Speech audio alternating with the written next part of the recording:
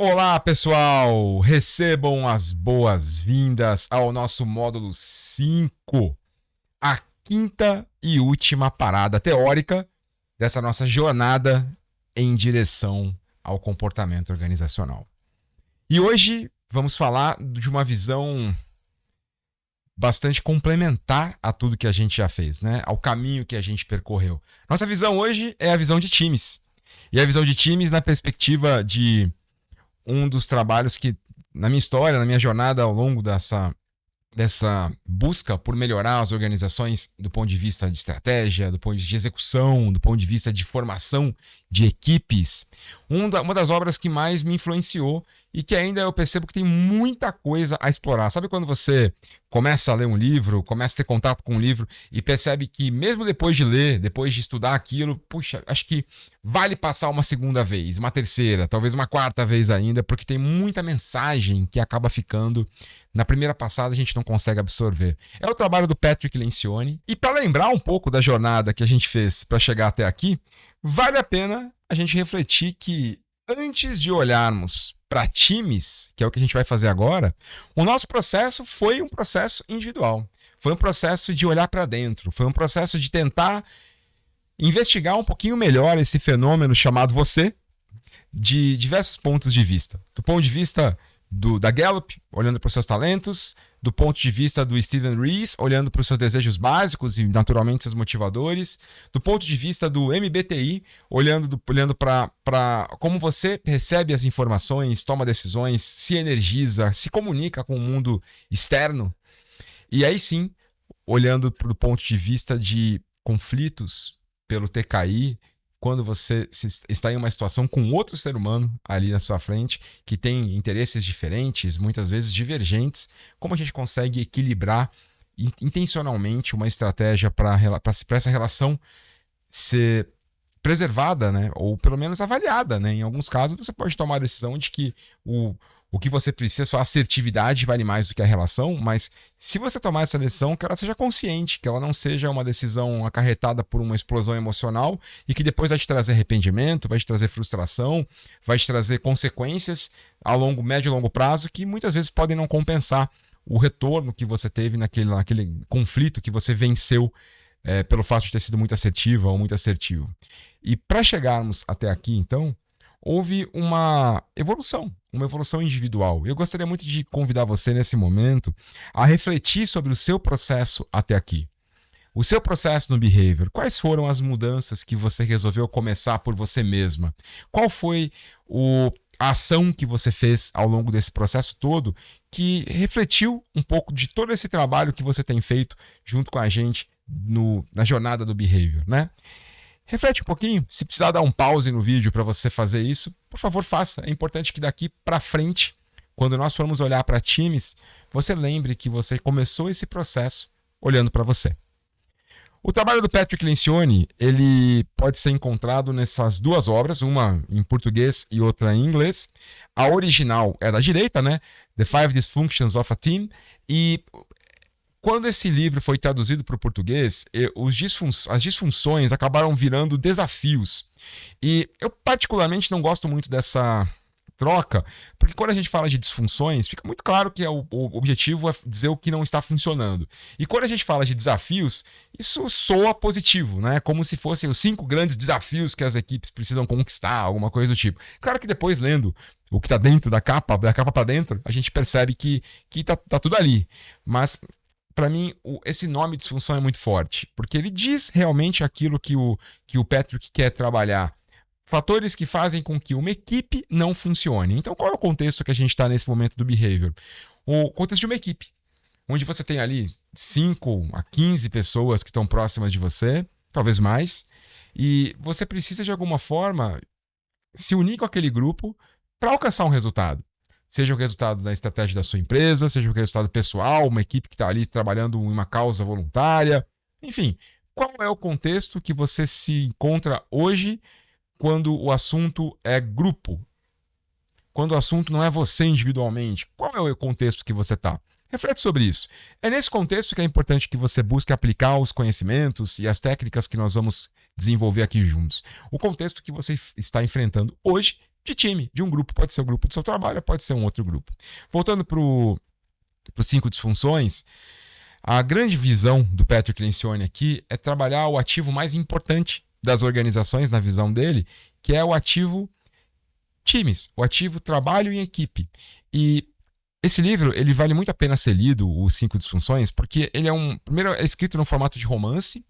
Então, quem já leu A Meta, O Monge e o Executivo, vai se familiarizar rapidamente com esse livro. Os livros do Spencer Johnson, né? Quem Mexeu no Meu Queijo, Picos e Vales, esse formato de escrita de romance, no qual o autor passa a sua mensagem de uma maneira indireta. É o que você vai encontrar nesse livro. Para você entender um pouquinho da narrativa do livro, da história, é uma organização que era uma startup e que não é mais, porque está crescendo bastante, então está num processo de expansão, já não é mais vista como startup, tem bons resultados, inclusive.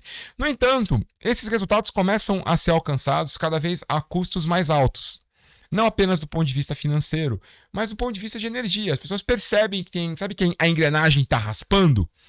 E o CEO, então, ele continua na empresa, mas é destituído do cargo. E eles abrem um processo para nomear uma nova pessoa. E ali o que seria o presidente da empresa, o dono da empresa, o acionista maior da empresa ali, contrata uma mulher que estava inclusive fora do mercado de trabalho há alguns anos. Então, num momento momento sabático e tal, ele contrata ela, que é a Catherine, para que ela possa assumir a cadeira de CEO e botar a empresa nos eixos. Mas o que acontece é que todo mundo esperava da Catherine um trabalho voltado à estratégia da empresa, ao modelo de negócio, à estrutura, que ela fosse mexer na organização, da parte hard, né, da organização. E o que choca todo mundo é que assim que ela chega, a primeira coisa que ela faz é focar no time. E tem um processo para ela chegar nesse ponto. Ela vai escutando, ela vai participando das reuniões de uma forma mais passiva, mais ouvinte. Até que em algum momento, quando ela vai dar o primeiro passo dela, efetivo, todo mundo esperando que ia ser uma grande mexida na organização, ela marca ali um final de semana, ou salvo engano, uma semana, enfim, marca alguns dias, num hotel fazenda, para fazer uma super dinâmica com o time principal dela. Ninguém compra isso.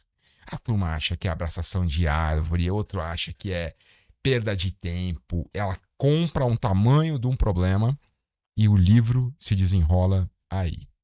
O que acontece durante esses dias? E é justamente durante esses dias que o Patrick Lencioni apresenta o modelo dele.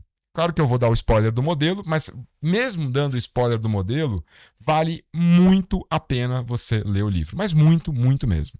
Segundo o Patrick Lencioni, há 5 fatores que fazem com que uma equipe deixe de funcionar.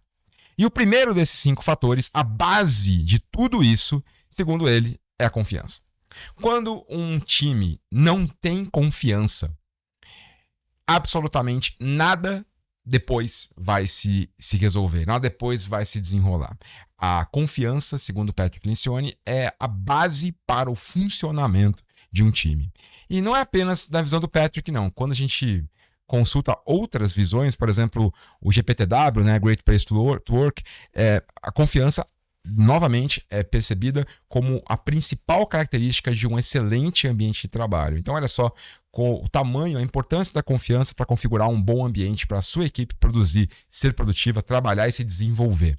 Agora, não é qualquer tipo de confiança que a gente está falando aqui. Daqui a pouco eu vou explicar para vocês exatamente que tipo de confiança o Patrick Lencioni reforça, ele enfatiza nesse trabalho dele, né? Outra pessoa que fala de níveis de confiança, e aqui vai uma dica de um livro para quem quiser explorar ainda mais a questão de times. Eu não vou falar desse livro nesse curso, mas já está bem engatilhado para logo ter um curso ou um módulo de algum curso falando sobre Team Topologies. Um livro muito, talvez um dos 5 livros mais influentes da nossa comunidade. A gente que está aqui, que gosta de falar de projeto, de agilidade de negócios, de transformação, de mudanças. O Team Topology, sem dúvida, é dos 5 livros mais influentes do ponto de vista de times nesse contexto. E assim, eu utilizei bastante o Team Topology na pandemia, inclusive para poder fazer palestras, poder fazer consultorias. É um livro que tem um profundo arcabouço teórico, e você vai encontrar uma série de teorias ali que dizem qual a melhor topologia para um time, qual a melhor forma de estruturar um time, qual o melhor formato desse time e as vantagens e desvantagens de cada um. Isso é bem legal. Inclusive, há pouco tempo eu vi que eles tinham lançado um livro específico, Team Topologies, para o trabalho remoto. Vale muito a pena você conhecer essas duas visões, sem dúvida. E nesse livro, no Team Topologies, você vai encontrar uma referência a esse material, que é um outro cara que também falava de confiança no trabalho dele, na década de 90, Robin Dunbar, que fez uma pesquisa sobre tamanho de grupos. Qual o maior tamanho que um grupo pode assumir? Na visão do Dunbar, um grupo ele se divide em dois quando o número 150 ou algo bem perto disso é alcançado. Você vai encontrar essa mesma referência no livro Sapiens, do Harari. Ele traz o número de Dunbar. O número de Dunbar ele é muito importante. Claro que, como toda pesquisa científica, há as controvérsias ali dentro, e faz parte do processo científico que essas controvérsias apareçam e evoluam o conhecimento, mas é muito, muito considerado em diversas obras, em diversos estudos, e, incrivelmente, apesar das controvérsias, esse número ele se repete em diversos contextos. É muito interessante que volta e meia me deparo com um artigo que não tem nada a ver com Dunbar, tem a ver com times, com grupos, e dali está o 150 de alguma forma. Por exemplo, há um tempo atrás, um ex-coronel, amigo meu, assistindo um treinamento desses que eu faço aberto, me ligou e falou: Gino, você falou do número de Dunbar, eu não conhecia, mas, cara, faz todo sentido com os tamanhos de pelotão, grupos. Ele começou a contar histórias ali do exército sobre como esses números estão de alguma forma relacionados com os números que o exército utiliza para a formação de grupos. Então, o trabalho do Robin Dunbar, de alguma forma, também fala de confiança, à medida que os pequenos grupos retêm um nível de confiança, conservam um nível de confiança maior. E ele trabalha com diversas dimensões. O número 5, aquele número mais íntimo de grupo, né? Que é o número de pessoas que você consegue, por exemplo, dedicar sua vida ali. São as pessoas que eles chamam de loved ones, as pessoas amadas, aquelas que você tem uma relação muito próxima. Esse número 5 também evolui de outros trabalhos, além do Dunbar, é bem interessante. O número 15, que é o número máximo, segundo o Dunbar, de pessoas que você consegue admitir uma pequena traição. E eu sei que o nome traição pode parecer forte, mas são as pessoas que você consegue aceitar erros. Você sabe que se a pessoa está contigo num projeto e ela errou, ela não errou de propósito, ela não errou para te prejudicar, não foi desleixo. Tem um nível de confiança alto ao ponto de você saber que tá tudo bem, a pessoa errou e tá tudo certo. É bem interessante essa visão também. 50, que é o número máximo de amigos. E você pode encontrar um livro do Dunbar, que é qual o número máximo de amigos, quantos amigos você pode ter. Acho que esse é o nome do livro. E aqui ele explica, e lá ele explica essas relações também. E 150, que é o famoso número de Dunbar, o número máximo de pessoas que você pode ter um relacionamento significativo, que significa dizer pessoas que você consegue se lembrar mais do que o nome. Você consegue se lembrar dos valores da pessoa, consegue se lembrar do caráter da pessoa, da ideologia da pessoa. Você consegue olhar para a pessoa e ter uma história em comum com ela que faça com que você se lembre de forma significativa. E segundo Dunbar, 150 é o número máximo que você consegue. É interessante depois conhecer o trabalho e o estudo antropológico que ele fez para poder chegar nesse número. A pesquisa em si é muito bacana. O Team Topologies faz menção ao trabalho de Dunbar dizendo o seguinte: à medida que você cruza uma fronteira, 5, 15, 50, 150, o nível de confiança, a dinâmica de confiança daquele grupo muda. E não é linear, hein? À medida que você ultrapassa uma fronteira, por exemplo, de 5 para 15 ou de 5 para 50, você tem uma mudança na dinâmica de confiança daquele grupo e não é linear isso, não é gradual isso. E regras diferentes se aplicam. Por exemplo, quando você aumenta o número, muitas vezes o grupo precisa fazer uso de regras de convívio, de burocracia, para substituir a relação humana ali dentro. A quantidade de fofoca também aumenta nos grupos. E segundo o Dunbar, a fofoca é positiva, inclusive. Ela é uma parte muito importante da nossa evolução. Existe um livro publicado sobre o poder da fofoca também, e o próprio Harari fala no trabalho dele no Sapiens, sobre a importância da fofoca no desenvolvimento humano. E essa dinâmica também essa mudança também acontece à medida que os grupos vão aumentando. Isso é bem interessante e fala de confiança. Mas qual é a confiança que o Patrick Lencioni enfatiza? Não é qualquer confiança. Ele enfatiza a confiança baseada na vulnerabilidade.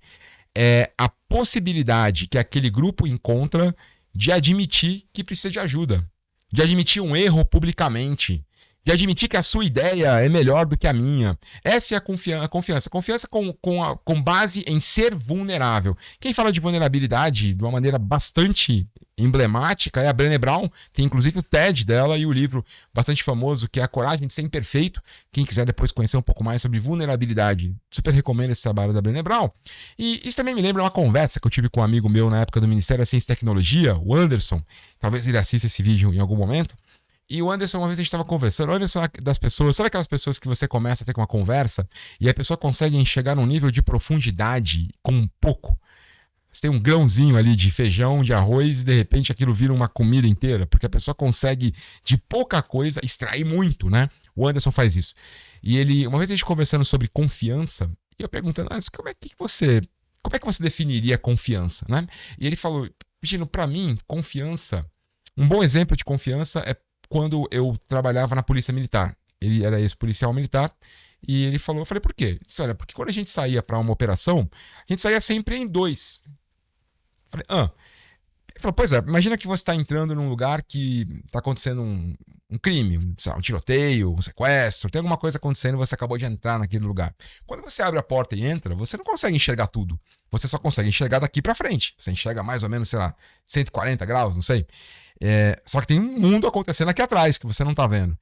Então, quando você está em dois, você enxerga esse pedaço da história e a outra pessoa enxerga o outro pedaço da história e vocês dois conseguem cobrir praticamente 360 graus, o que diminui muito a chance de você ser surpreendido por um bandido sem que você veja. Eu falei, então entendi. Confiança para você é quando tem alguém que possa enxergar onde você não enxerga. Ele falou, não, é muito mais do que isso. Eu falei, o quê? Confiança é quando você consegue ter alguém num lugar em que você não enxerga e essa pessoa está armada e você tem certeza que ela não vai atirar em você. E para mim isso foi muito emblemático. Porque eu fiquei pensando para quem eu daria uma arma e deixaria essa pessoa numa posição em que eu não enxergo e teria plena certeza, confiança e tranquilidade de que essa pessoa jamais faria algo contra mim. Isso é vulnerabilidade. É você dar uma arma para alguém atrás de você e ter certeza que essa pessoa nunca vai atirar, nunca precisar fazer isso. Porque o dia que você precisar fazer isso, você deixou de olhar para frente e você pode ser surpreendido por alguma coisa logo ali. E talvez a pergunta que mais me incomodou não foi para quem eu daria a arma, mas foi quando eu pensei quem daria uma arma para mim. Quem será que me daria uma arma e me deixaria em um lugar em que a pessoa tivesse certeza que eu não faria nada? Eu fiquei pensando que são poucas pessoas das duas formas. Tanto poucas pessoas que eu daria uma arma, quanto poucas pessoas que talvez dessem uma arma para mim. Eu preciso de alguma forma fortalecer mais a minha confiança nas pessoas que são importantes para mim. Isso não quer dizer que você vai fazer isso com todo mundo, nunca será, né? Mas com um grupo pequeno. Agora, vamos transportar isso para um ambiente corporativo, que naturalmente espero que não tenha armas disponíveis assim, mas qual seria a arma do ambiente corporativo? A arma do ambiente corporativo é o erro. Muitas vezes o erro é percebido como um motivo para você não ascender profissionalmente, para você perder um bônus, para você perder a sua reputação dentro da tua empresa. Lembra do Steven Rees? Quantos daqueles motivadores podem ser prejudicados se o erro for visto como uma arma, né? Então, se você errar na empresa que você trabalha, quem você chamaria para confessar esse erro e pedir ajuda? Percebe que eu não estou falando de erros criminosos, tá? Erros de roubo, assédio, não é nada disso. Estou falando de erros do dia a dia, erros operacionais. Você foi fazer um processo, apagou todo o diretório de arquivos ali e por negligência, imprudência, imperícia, que seja, mas para quem você chamaria e falaria, eu errei e eu preciso de ajuda? E tendo certeza que essa pessoa nunca utilizaria isso contra você. É disso que o Patrick Lencioni fala. Criar um ambiente no qual as pessoas não tenham problemas em chamar e pedir ajuda. O antigo CEO da Lego disse que na Lego ninguém era punido por errar. As pessoas eram punidas por não pedirem ajuda ou por não ajudarem os outros. Ao fazer isso, ele cria e estimula um ambiente de confiança com base na vulnerabilidade. Há outros autores que também trabalharam a visão de confiança. Essa é a famosa equação do David Meister no livro The Trusted Advisor, ou Conselheiro Confiável, na qual o ex-professor da Harvard Business School e também escritor americano, ele tenta transformar de forma objetiva o conceito, o construto de confiança. E segundo o David Meister, a confiança é essa equação na qual o numerador tem credibilidade. Imagina que credibilidade tem a ver com propriedade intelectual. Imagina que a Fernanda, assim, eu confio na Fernanda do ponto de vista de credibilidade. Sim, a Fernanda tem credibilidade porque eu sei que quando ela diz algo, ela tem propriedade intelectual, ela tem muita credibilidade no assunto. Credibilidade tem a ver com proficiência também, com as suas experiências, com o fato de você saber que se alguém diz que vai fixar uma prateleira na parede, é porque sabe fazer isso e já fez antes. Credibilidade. A segurança, o segundo fator ali do numerador, ele traz uma visão de palavra. Quando a Fernanda me diz que vai entregar algo, eu sei que eu posso confiar nela. Eu simplesmente sei que posso confiar nela. Essa é a visão de segurança. Segurança tem a ver com estou seguro à medida que a pessoa me diz que vai fazer algo. Se alguém me diz que entregará algo às 8 da manhã na minha mesa, às 8 da manhã na minha mesa, aquilo estará ali. Segurança. Intimidade, eu sei que é uma palavra difícil no nosso idioma, mas ela tem a ver com... Lembra do revólver, da arma que eu falei para você? Tem a ver com isso. Intimidade é você ter certeza que aquela pessoa seria incapaz de te envergonhar publicamente, de te prejudicar, de fazer algo contra você. Eu tenho uma relação íntima, então eu sei que essa pessoa é confiável nesse ponto de vista, porque ela nunca usaria algo que eu falei contra mim. Já aconteceu de você contar alguma coisa para alguém e depois ficar preocupado? Você não devia ter falado, a pessoa vai contar isso para os outros, ela vai usar isso contra mim, ela vai de alguma forma, em algum momento, ela vai usar isso para se beneficiar às minhas custas, não devia ter falado, você ficou ali se martirizando por ter dito algo. Provavelmente é uma pessoa que você não tem um bom nível de intimidade. Isso tem a ver com intimidade. E percebe que tudo isso está subordinado ao denominador auto-orientação. Auto-orientação faz referência ao foco da pessoa que você está analisando a sua relação de confiança. Em particular, se o foco da pessoa está principalmente nela ou no grupo. Eu poderia dizer assim, não posso confiar no Gino, porque eu não acho que ele se preocupa o suficiente com um grupo. Ele está focado no benefício individual, está focado no que ele vai ganhar com essa história. Ou mais comumente, eu não confio nele, acho que ele está muito preocupado com a sua aparência, com o seu status, com o seu poder. Então, eu tenho uma baixa um alto nível de auto-orientação, né? Então, um grande nível de auto-orientação. A auto-orientação é o quanto a pessoa que você está avaliando se preocupa mais com ela do que com você, do que com o grupo. Faz uma conta aqui comigo. Vamos pensar que você tenha credibilidade número 4. Então, nível de credibilidade que você tem ali, 4. Deixa eu ver se eu consigo fazer uma conta aqui na tela. Vamos lá. Primeira, credibilidade. Imagina que você está avaliando sua relação comigo e você tem, sei lá, 4 de credibilidade em mim. O Gino tem propriedade intelectual, sabe do que está falando, então eu confio nele. 4. Segurança, o quanto eu cumpro o que eu digo. Imagina que 4 também, vai. O Gino sempre cumpre o que diz, eu confio nele, porque ele tem quase sempre ali, 90% das vezes ele vai honrar a palavra dele, então eu tenho segurança na fala do Gino. Imagina que intimidade 4 também. Você tem uma relação antiga comigo, sabe que eu jamais faria algo para prejudicar você. Então nós temos aqui 12 em cima, certo? Vamos colocar um nível de auto-orientação 4 também. O Gino está muito mais preocupado com ele, muito mais do que com os outros. Então eu tenho 12 por 4. O nível de confiança que você tem é um nível 3. Agora, olha uma situação na qual você conhece alguém há menos tempo, uma pessoa que cumpre menos vezes o que fala e que tem menos propriedade intelectual, mas que tem um baixo nível de auto-orientação. Vamos colocar alguém que você tenha, sei lá, 2 de credibilidade técnica, 2 de segurança, 1 ou 2 de intimidade, 1 por 2, só que a pessoa tem uma baixíssima auto-orientação. 1. Ela é praticamente, tudo o que ela faz, ela pensa primeiro nos outros. Ela vai olhar, ela vai conferir primeiro qual o benefício que aquilo traz para você, para depois pensar nela. Ela vai pensar primeiro no grupo, sempre, e depois nela. Então você tem 6 por 1, você tem 6.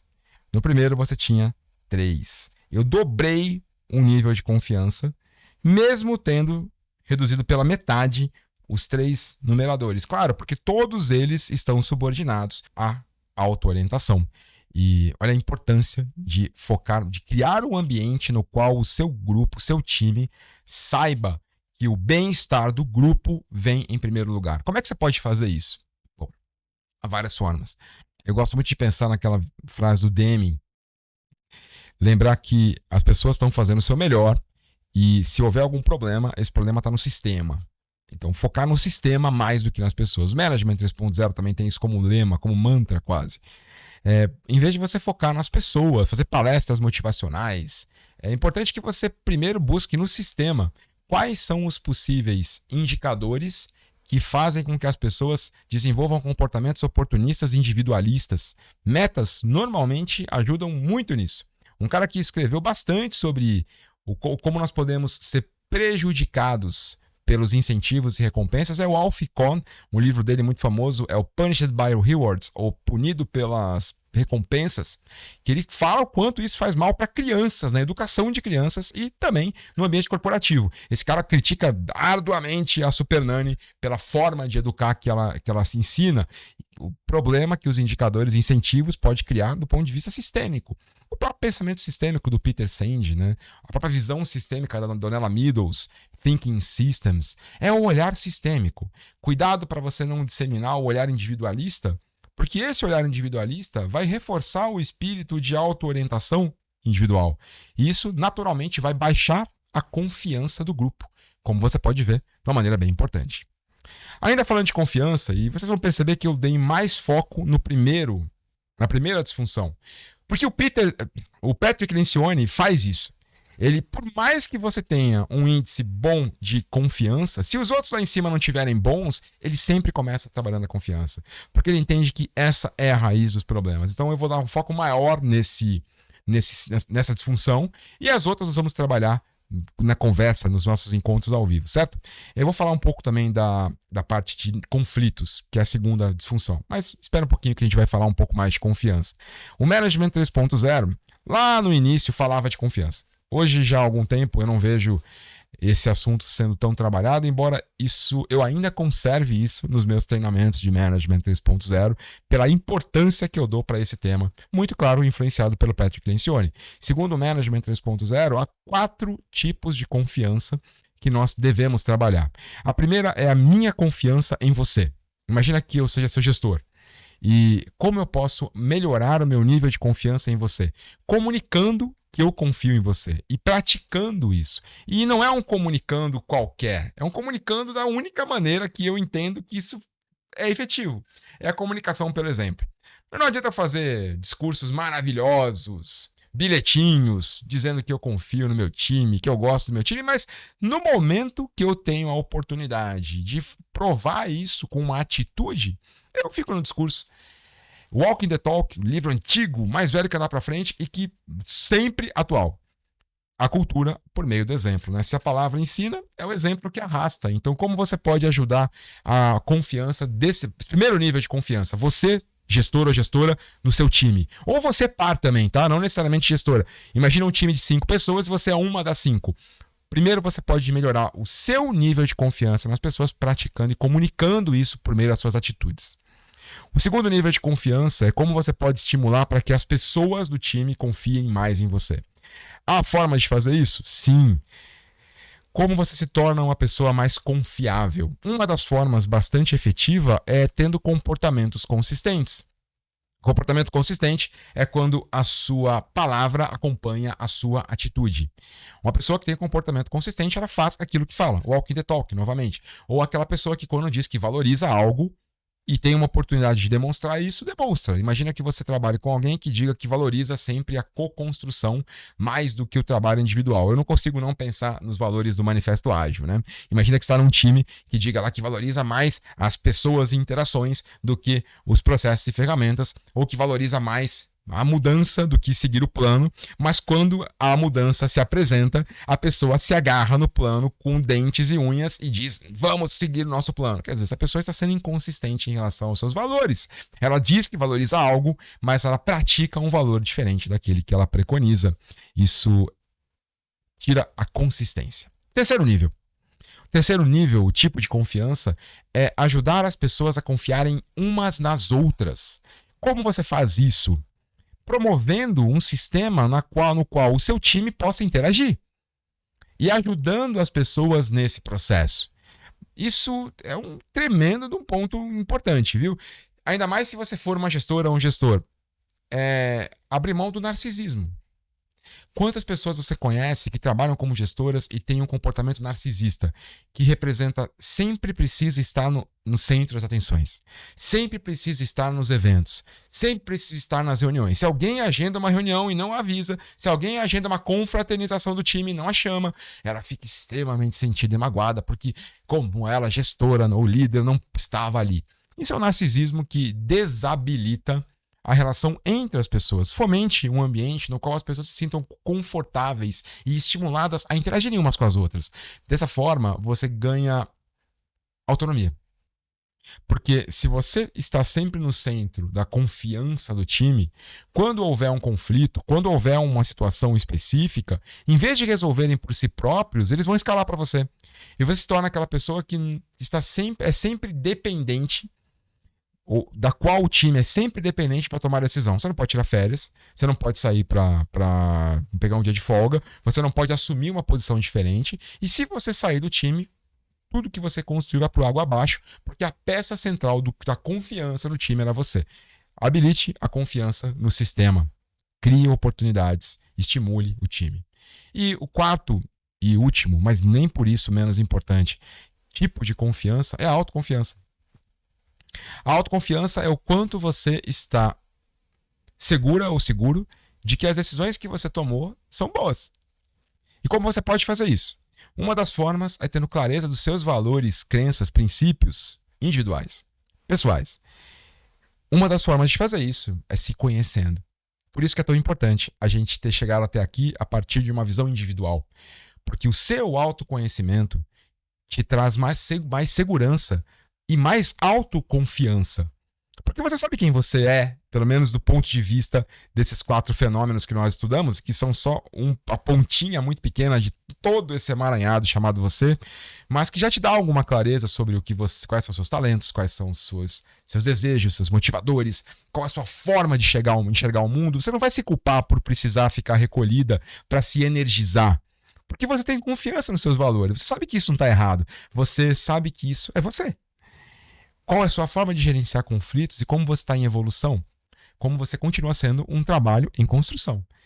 Uma vez que você tenha essa clareza sobre seus valores, sobre você, é mais fácil você ter uma autoconfiança também fortalecida no momento que você toma uma decisão, porque você sabe que essa decisão está coerente com você. Quatro tipos de confiança. Autoconfiança. Então, a ausência de confiança se configura como a primeira disfunção de um time. Qual é a segunda? Medo de conflito. Segundo Patrick Lencioni, ao contrário do que a gente pensa, não é ter conflito que é ruim. Quantos times acham que são extremamente conectados e funcionais porque não tem conflitos? Na verdade, o Patrick Lencioni provoca uma visão contrária a essa. E não é o não conflito que é positivo, é o medo do conflito que é negativo. Se o seu time tem medo de ter conflito, muito provavelmente isso pode ser ocasionado por um ambiente de baixa confiança. Se você não tem confiança em mim, no momento que nós estivermos numa reunião, resgata o TKI, lembra do que nós vimos no módulo passado, no momento que você estiver numa reunião comigo e você simplesmente não concordar com o meu ponto de vista, ou se você notar que o seu ponto de vista estava errado, que você realmente estava olhando para um fenômeno diferente e que eu conseguir te convencer de que eu tô certo. Se nós não tivermos um ambiente de confiança, dificilmente você vai entrar num conflito apaixonado comigo sobre as suas ideias. Dificilmente você vai defender essas ideias de coração aberto, porque você vai ter medo de estar errado ou de alguma forma do que pode acontecer caso você esteja. E isso favorece a reunião da reunião. Você já teve uma reunião da reunião?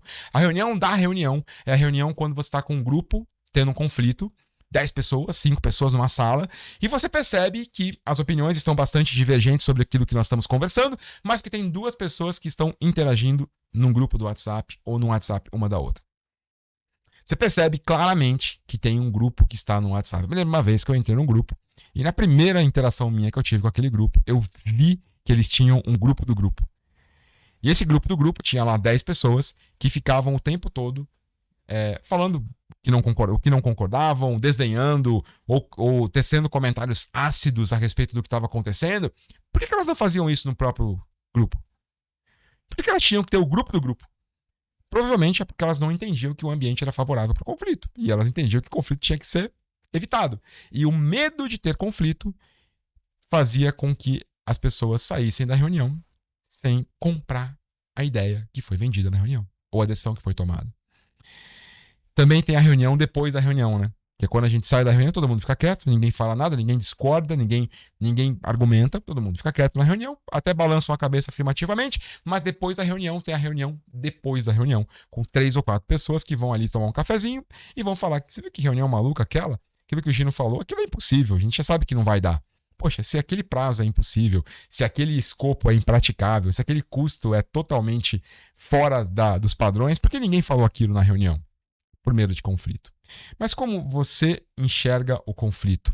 Lembra do ambiente que eu falei para você pensar?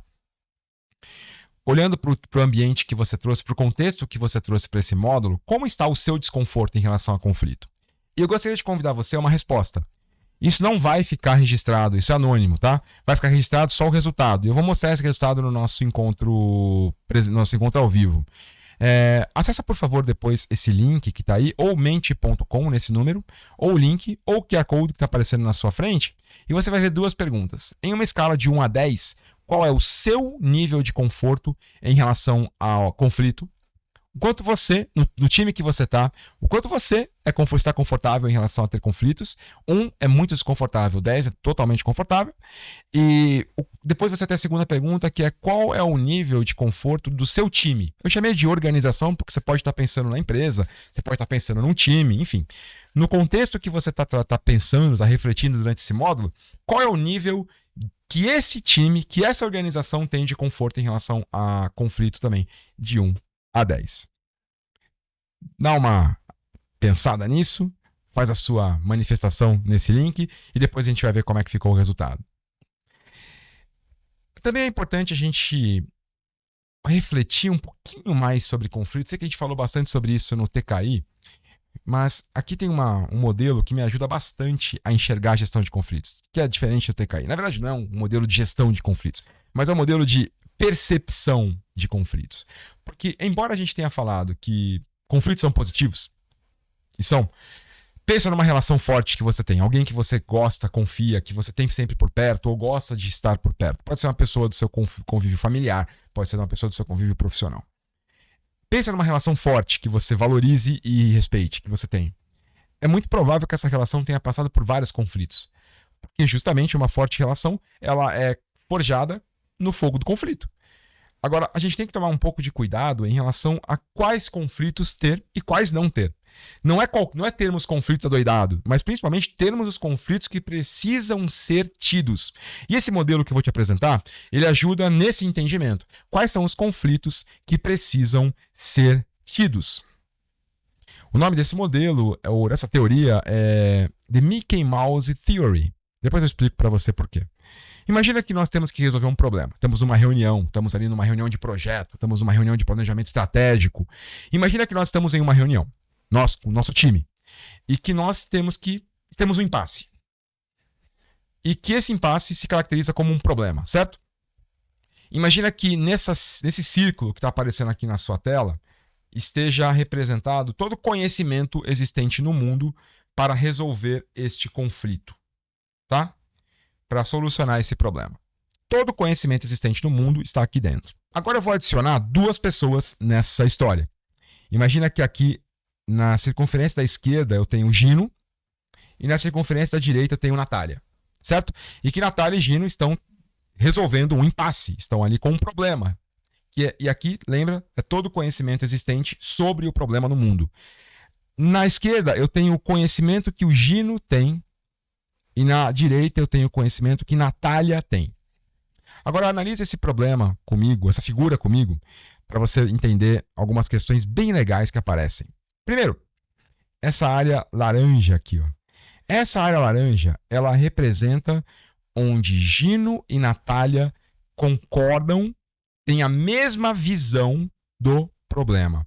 Nós estamos observando um fenômeno. Imagina que você está olhando ali um cubo. E nós estamos tentando resolver esse problema. Natália enxerga uma área do cubo, uma face do cubo. Gino enxerga outra face do cubo. Em algum ponto, eles enxergam a mesma coisa. Mas há visões que o Gino tem e há visões que a Natália tem. Volta comigo para a imagem. Aqui eu tenho uma área que contém o conhecimento que Gino tem sobre esse problema. E que está relacionado ao problema, certo? Aqui eu tenho uma área que tem o conhecimento que Natália tem sobre o problema, que está relacionado ao problema. E aqui, como eu disse para vocês, a área na qual Gino e Natália têm o mesmo conhecimento sobre o problema. Aqui fora eu tenho uma área na qual existe o conhecimento que Gino tem, que não tem absolutamente nada a ver com o problema. São as percepções do Gino.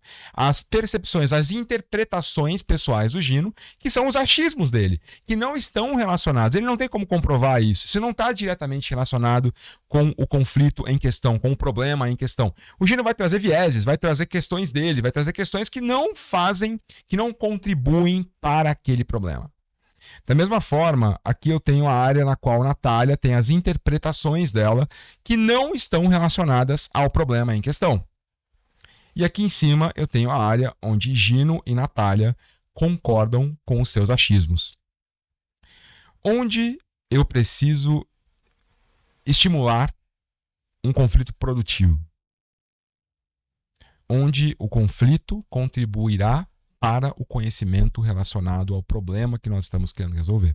Por exemplo, o conflito que permitirá com que Gino expanda a área dele na direção da Natália, ou seja, Gino passe a conhecer mais sobre aquilo que Natália conhece, e o conflito que permita com que Natália conheça mais também sobre o que Gino conhece. E quando você trouxer esse conflito, a área de convergência entre Gino e Natália aumenta. Saca só. Gino, Natália e o conflito. Ou melhor, o problema. Certo? Se eu tiver um conflito nessa região aqui, eu vou aumentar o conhecimento do Gino em direção ao conhecimento da Natália. Se eu tiver um conflito nessa região aqui, eu vou aumentar o conhecimento da Natália em direção àquilo que Gino conhece e ela não. E agora você percebe como aquela visão do Steven Johnson sobre inovação, ela é tão legal? A diversidade de perspectivas. Imagina que eu traga Luciene, que eu traga Fernanda, que eu traga Nilian, que eu traga Miriam, que eu traga o professor Carlos para cá. O que está acontecendo? Cada um deles tem uma visão muito específica e individual e que contribui para o conflito. E se nós tivermos um conflito nesse time, iremos sem dúvida aumentar, se tivermos um conflito positivo nesse time, iremos sem dúvida proporcionar um aumento nas áreas comuns. Aumentaremos as áreas de convergência. Agora, onde você tem que tomar cuidado para não ter conflitos? O cuidado para você não ter conflitos é fora desse círculo.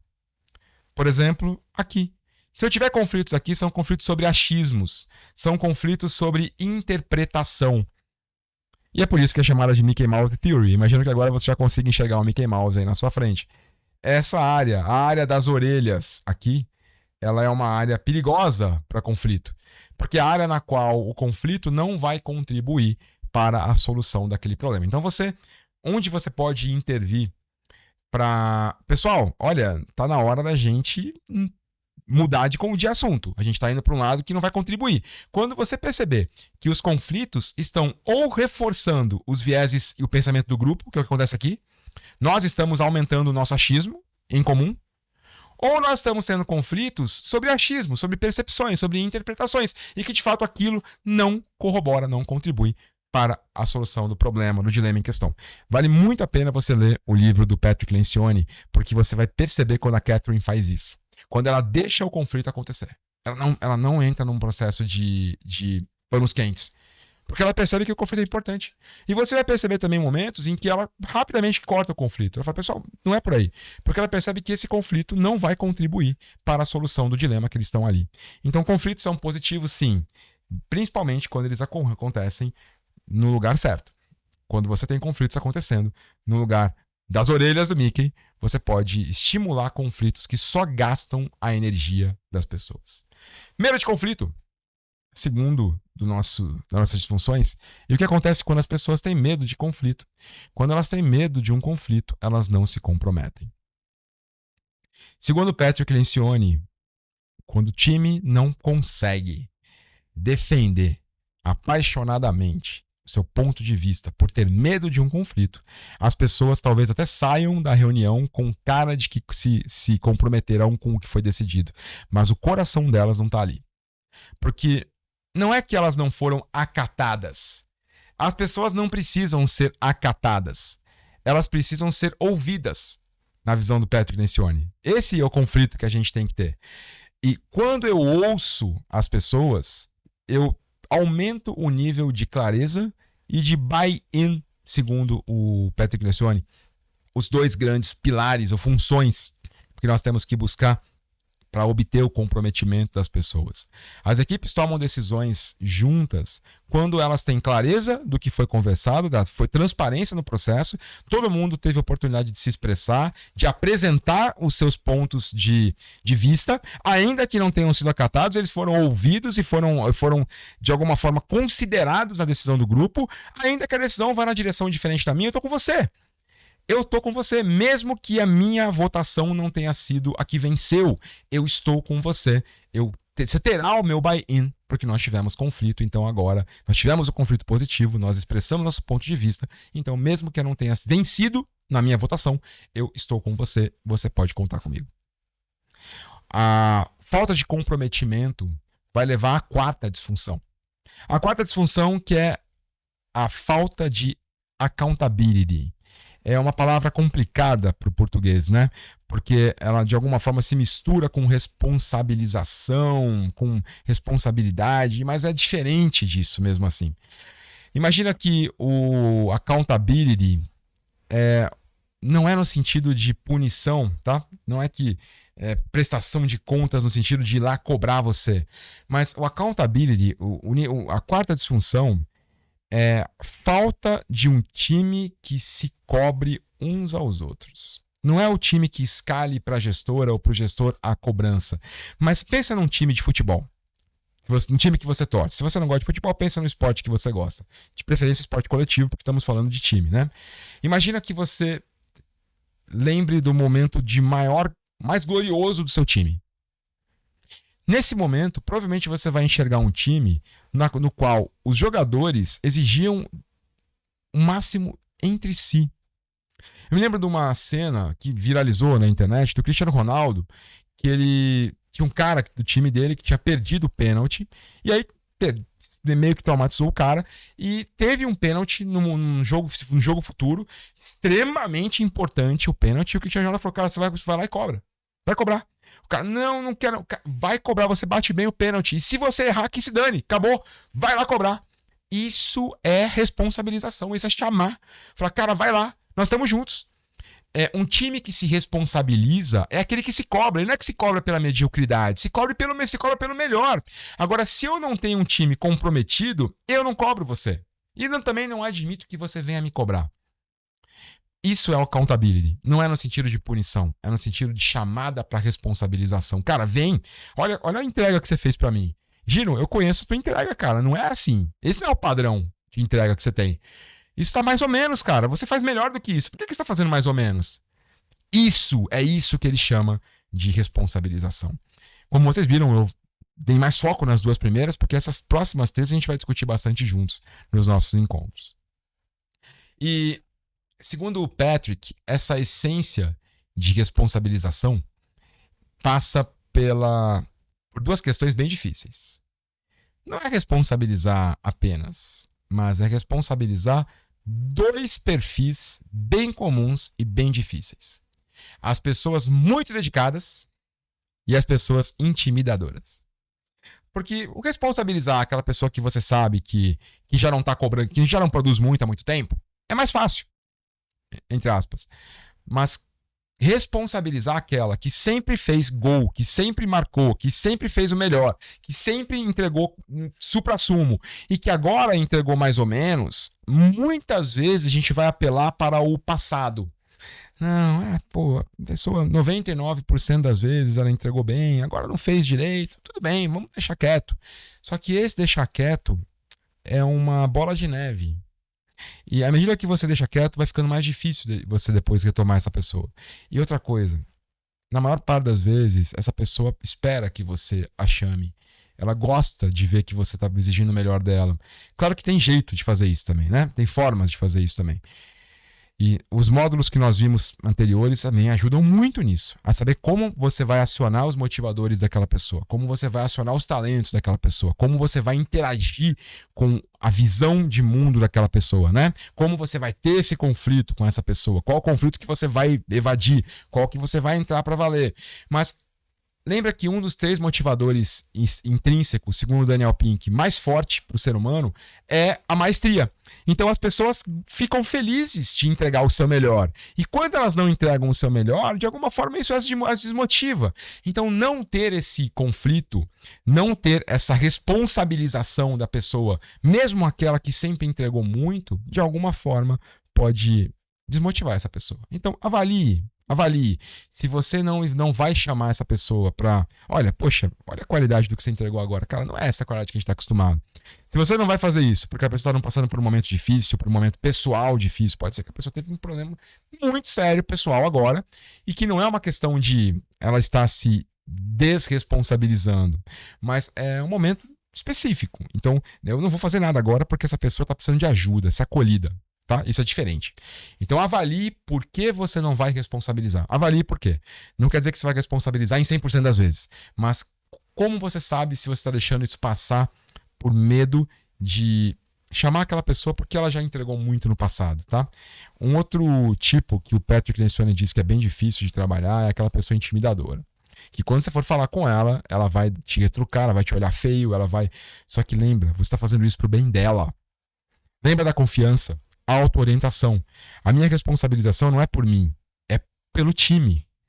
É importante que você entregue o seu melhor, não porque eu quero, mas porque o time é mais importante do que você e do que eu. E se você continuar entregando desse jeito, você vai entregar comprometendo a qualidade do time. Isso ele fala sobre responsabilizar, ficar ali, encarar a pessoa te dar um retorno que talvez você não goste, que talvez não seja agradável, mas saber que, embora essa reação não foi boa, foi necessário você fazer isso para que a pessoa volte para o padrão que o nosso time precisa. Responsabilização, ou a falta dela, é uma disfunção importante. E a última, o que acontece quando o time não faz nada disso? Quando um time não faz nada disso, provavelmente, ou quando ele tem algum problema em alguma das de baixo, provavelmente isso vai acarretar numa equipe negligente por resultados.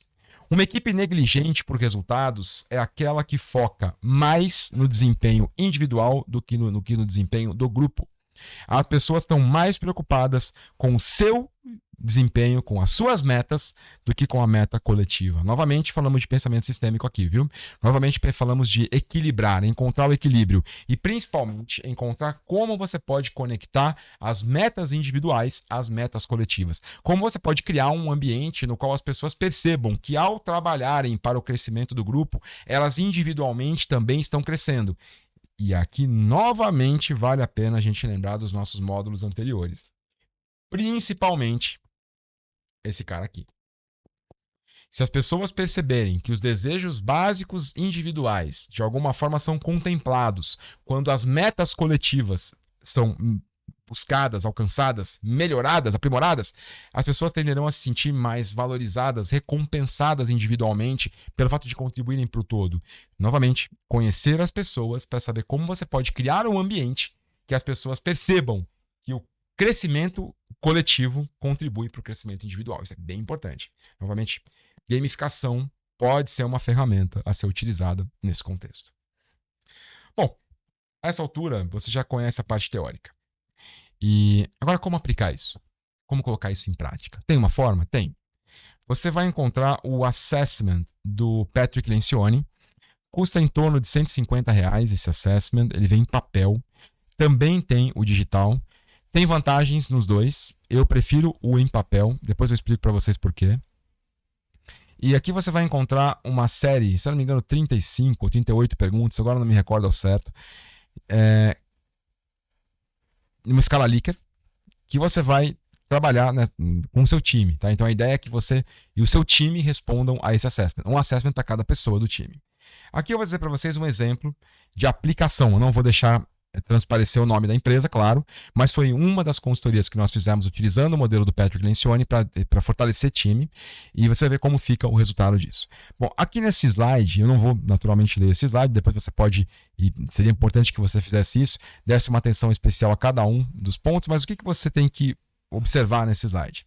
Para cada disfunção, e na primeira coluna você tem as 5 disfunções, para cada disfunção eu tenho uma pontuação que é obtida depois de você responder o assessment e colocar no gabarito.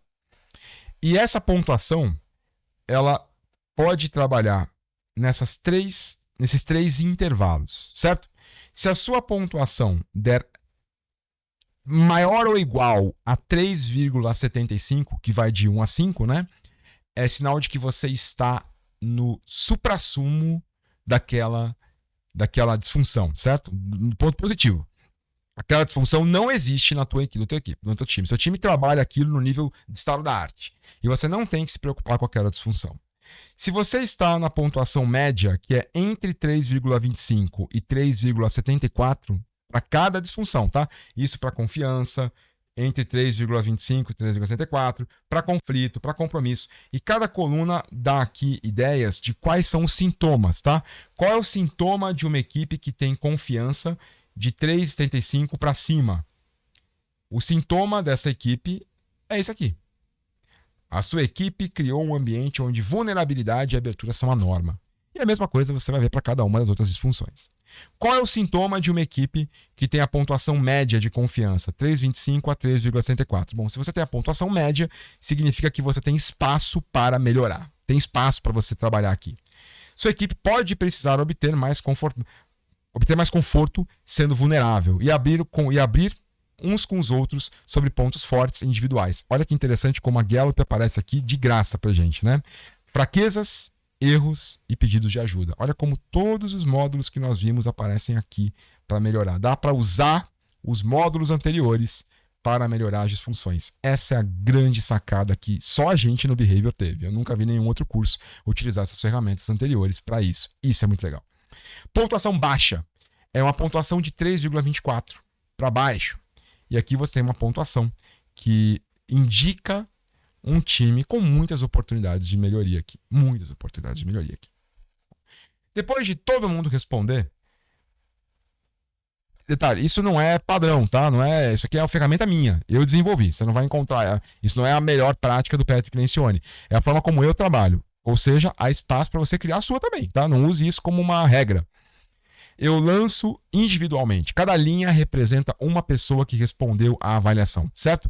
E aqui eu tenho duas visões. A primeira visão é como estamos no geral.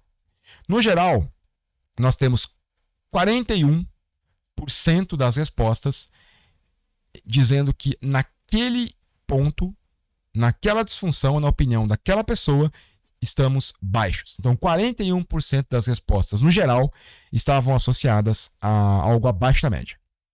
25% das respostas estavam associadas à pontuação na média e 19% das respostas percebem alguma pontuação acima da média, tá? Mas aqui percebe que é geral, eu não estou fazendo por disfunção. Aqui eu faço por disfunção. Então aqui eu vejo um extrato que mostra o nosso resultado médio. Então, confiança, estamos na média, 3,31. Medo de conflito abaixo da média, 3,20. O que é justificável, né? Se nós temos um ambiente de pouca confiança, naturalmente temos mais dificuldade de ter conflito. Comprometimento, aí na média. Giro, mas como pode? Como eu posso estar abaixo da média no 2, no conflito 2, no disfunção 2, conflito, e mesmo estar acima da média no 3? Não são encadeados? Um não vai puxando o outro? Claro que sim. Se você tem um cenário no qual a pessoa está pior no nível de baixo do que no de cima, é provável que o esforço que esteja sendo empenhado para obter aquele terceiro nível esteja muito maior do que poderia ser. Está forçando a engrenagem no máximo, rodando sem óleo ali. Porque para ter resultado, para ter compromisso, já que nós não temos conflito, a obtenção do compromisso está sendo obtida a duras penas.